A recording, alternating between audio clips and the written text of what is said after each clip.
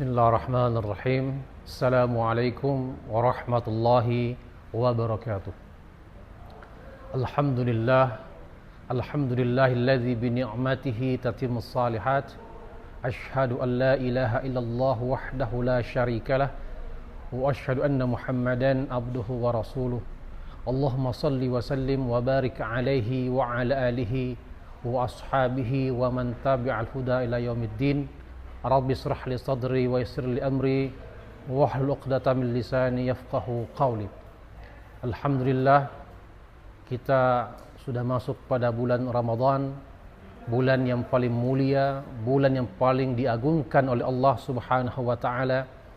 Tentu ini juga berkat dengan doa-doa kita selama ini yang senantiasa kita lafalkan, yang senantiasa kita harapkan dikabulkan oleh Allah Subhanahu wa taala. Oleh karena itu, dengan masuknya kita di bulan suci Ramadan, maka marilah kita betul-betul melaksanakan bulan suci ini dengan penuh kekhusyuan, dengan penuh ketaatan dan penuh berkah dan ridho dari Allah Subhanahu wa taala. Sebagaimana sabda Rasulullah sallallahu alaihi wasallam dalam sebuah hadis yang tercatat dalam hampir semua kitab hadis, qala Rasulullah sallallahu alaihi wasallam, kullu amal ibni adama lahu illa as-siyam fa innahu li wa an ajzi bihi. As-siyamu junnatun fa idza kana sawmi ahadikum fala yarfus wa la yaskhab fa in syatamu ahadun aw qatalahu falyaqul inni sha'im. Rasulullah sallallahu alaihi wasallam di dalam sabda ini mengajarkan kita, menyampaikan kepada kita bagaimana nilai-nilai puasa Ramadan itu bisa kita aktualisasikan dalam kehidupan kita sehari-hari. Apakah Ramadan, apakah puasa yang selama ini kita kerjakan mampu memberikan perubahan yang signifikan dalam kehidupan kita? Jika kita memahami hadis Nabi ini, minimal kita akan mengambil beberapa pelajaran. Yang pertama, di dalam hadis ini Allah Subhanahu wa taala meletakkan bahwa puasa Ramadan itu adalah puasa yang paling mulia, paling agung di sisi Allah Subhanahu wa taala. Kenapa demikian? Karena dalam hadis ini Allah mengatakan as-siyamu li wa ana ajzi bihi, bahwa puasa itu adalah milik saya dan saya juga yang akan memberikan pahala untuknya. Artinya bahwa di antara ibadah-ibadah yang telah kita lakukan selama ini itu cenderung dan berpotensi ada riya di dalamnya, kecuali ibadah puasa. Kenapa demikian? Karena puasa ini adalah ibadah sirriyah, ibadah rahasia kita dengan Allah Subhanahu wa taala, rahasia kita antara diri kita dengan Allah Subhanahu wa taala.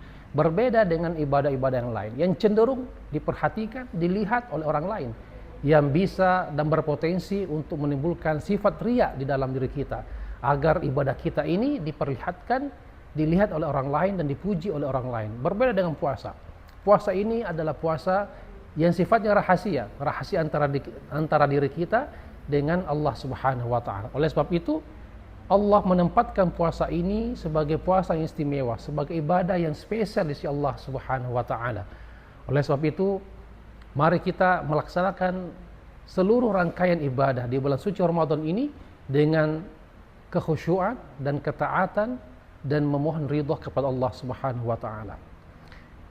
Yang lain adalah bahwa di dalam hadis ini Nabi juga menjelaskan tentang bagaimana kita menanamkan nilai-nilai kesabaran di dalam diri kita. Kenapa demikian? Sebagaimana kita ketahui, sabar itu bukan hanya dalam konteks mendapatkan atau ketika mengalami musibah, tetapi dalam konteks kita melakukan ketaatan kepada Allah Subhanahu wa taala juga perlu kesabaran. Begitu banyak ibadah-ibadah yang Allah perintahkan kepada kita. Tentu ini perlu kesabaran untuk menjalani, untuk melaksanakan ibadah itu. Karena kalau tidak demikian, kita akan merasa tidak ikhlas merasa berat untuk melaksanakan ibadah yang Allah perintahkan kepada kita. Tetapi kalau kita menjalani itu, melaksanakan ibadah-ibadah itu dengan penuh kesabaran, tentu akan kesabaran ini akan melahirkan keikhlasan dan keberkahan dan kemudahan dalam melaksanakan ibadah itu kepada Allah Subhanahu wa taala. Selain sabar dalam melaksanakan ibadah, kita juga sabar ketika menjauhi segala maksiat yang Allah haramkan kepada kita. Tentu kemaksiatan itu selalu nampak di hadapan kita, selalu datang di hadapan kita, datang dari kanan kita, datang dari sebelah kiri kita, datang dari muka kita, bahkan datang dari belakang kita. Maka dengan puasa ini kita bisa dan mampu menahan diri kita untuk melakukan dosa kepada Allah Subhanahu wa taala atau melanggar segala apa yang menjadi larang-larang Allah Subhanahu wa taala dan apa yang dilarangkan oleh baginda Rasulullah sallallahu alaihi wasallam. Ini perlu kesabaran, perlu ada kesungguhan dalam diri kita. Jika kita tidak sabar melihat kemaksiatan itu, maka kita akan cenderung masuk dalam ruang kemaksiatan itu juga. Maka dengan kesabaran ini sesungguhnya mengajarkan kita untuk membersihkan diri kita untuk jauh dari segala kemaksiatan yang telah dilarang oleh Allah Subhanahu wa taala dan Rasulnya sallallahu alaihi wasallam. Juga di antara kesabaran itu adalah sabar untuk menahan lapar dan dahaga. Tentu ini adalah proses yang sangat berat yang mungkin orang tidak terbiasa melakukan puasa. Maka perintah puasa ini menahan lapar, menahan dahaga dan menahan syahwat kita butuh kesabaran, butuh keteguhan iman dalam diri kita. Jika tidak demikian, maka mungkin mudah kita akan tergoda, mungkin mudah kita akan membatalkan puasa kita. Karena ini adalah bentuk kesabaran kita dalam menahan lapar dan dahaga. Selain mengajarkan tentang kesabaran, puasa juga mengajarkan kita tentang kejujuran. Mengapa demikian? Puasa ini adalah ibadah sirriyah, ya, ibadah rahasia antara kita dengan Allah Subhanahu wa taala. Artinya ini mengajarkan kejujuran dalam diri kita, mengajarkan bagaimana kita jujur kepada diri kita dan bagaimana kita jujur kepada Allah Subhanahu wa taala. Jika seseorang belajar sudah berlaku jujur terhadap dirinya, berlaku jujur terhadap Allah Subhanahu wa taala, maka tentu juga dia bisa jujur kepada orang lain. Kita jujur terhadap harta yang Allah titipkan kepada kita. Kita jujur terhadap amanah jabatan yang Allah amanahkan kepada kita. Kita jujur terhadap keluarga kita. Kita jujur dalam segala hal. Artinya bahwa kita merasa segala perbuatan kita, segala apa yang kita lakukan itu dipantau dan dilihat oleh Allah Subhanahu wa taala. Tidak ada sekat antara kita dengan Allah Subhanahu wa taala, tidak ada rahasia antara kita dengan Allah Subhanahu wa taala. Tidak ada yang bisa menutupi antara kita dengan Allah Subhanahu wa taala. Maka sesungguhnya ibadah puasa ini sangat-sangat menanamkan nilai-nilai kejujuran dalam kehidupan kita. Bagaimana sehari-hari kita melakukan kejujuran. Tentu kejujuran ini adalah hal yang sangat mahal yang tidak semua orang mampu melakukan itu. Banyak orang yang tergoda dengan hal-hal yang menjurus kepada kemaksiatan. Kenapa? Karena dia tidak bisa menjaga kejujurannya. Dia tidak bisa menjaga rahasianya dengan Allah Subhanahu wa taala. Karena kejujuran ini sesungguhnya dalam sabda Rasulullah sallallahu alaihi wasallam, "Alaikum bisidqi fa inna sidqa yahdi ilal birri wa innal birra yahdi ilal jannah wa innar rajula la yasduqu wa yataharra sidqa hatta yaktuba indallahi siddiqan."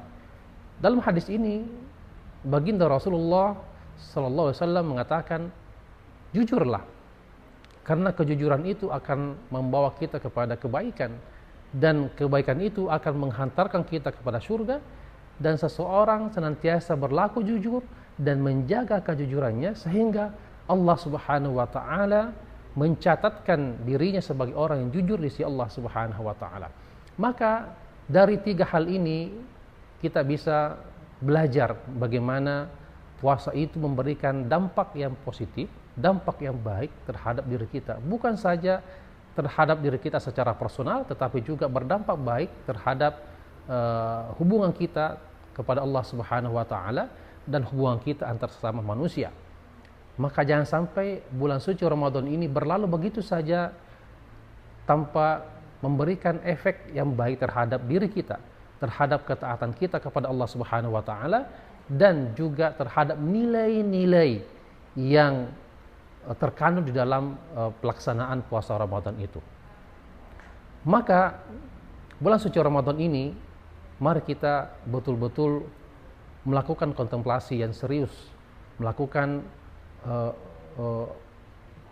penempaan diri, sehingga setelah kita melaksanakan bulan suci Ramadan ini betul-betul memberikan efek yang baik terhadap kehidupan kita setelah melaksanakan bulan suci Ramadan.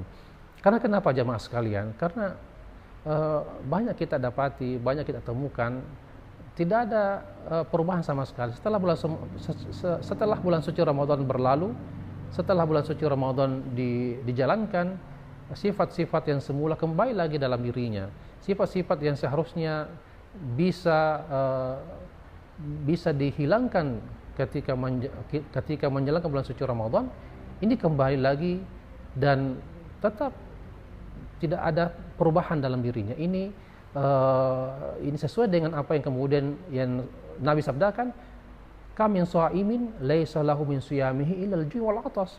Berapa banyak, kata Nabi, orang yang berpuasa tetapi tidak mendapatkan apa-apa dari puasanya kecuali rasa lapar dan dahaga saja.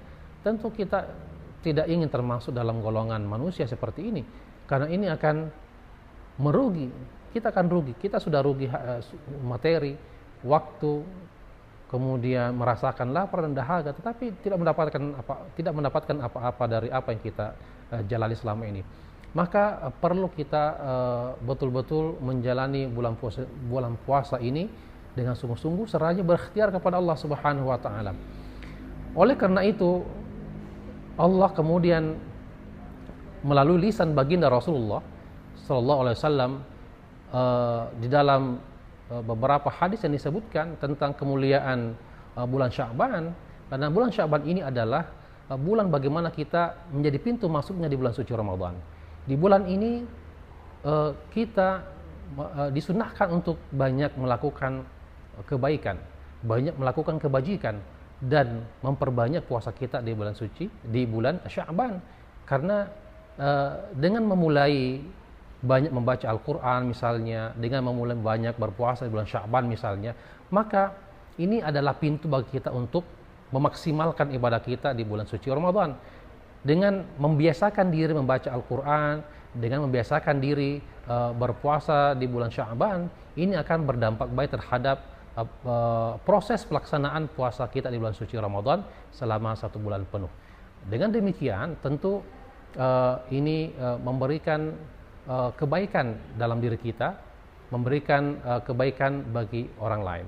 Mudah-mudahan apa yang kita amalkan di bulan suci Ramadan selama 1 bulan penuh ini betul-betul mendapatkan berkah dari Allah Subhanahu wa taala, mendapatkan ridho dari Allah Subhanahu wa taala, dan mampu memberikan pencerahan dalam mengarungi kehidupan kita berikutnya.